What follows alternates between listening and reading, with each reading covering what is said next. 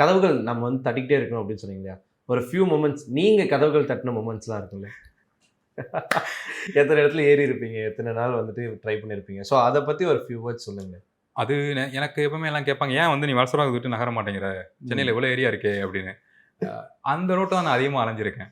So bus ticket எடுக்கிறதுக்கு நம்ம save பண்ணணுங்கிறதுக்காக tea குடிக்காம நானும் என் ஃப்ரெண்டும் ஜாலியா சுத்திட்டு இருப்போம்.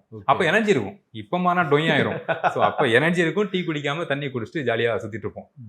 வாட்டர் சொல்றேன். வாட்டர். அப்ப அது தப்பா யாரும் நினைக்க வேணாம். குடிக்கிற தண்ணி. ஸோ எனக்கு கமெண்ட்ஸ்ல சொல்லுவாங்க, அதுவும் குடிக்கிற தண்ணி தானே அப்படிம்பாங்க. H2O.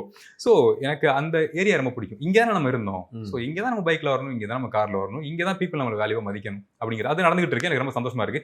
என்ன விஷயம்னா, நிறைய இடங்கள் போயிருக்கேங்க. ஃபோட்டோஸ்லாம் கொடுத்துருக்கேன். ஃபோட்டோ கொடுக்குறப்பே தூக்கி ஓரமாக வச்ச விஷயங்கள்லாம் நடந்திருக்கு.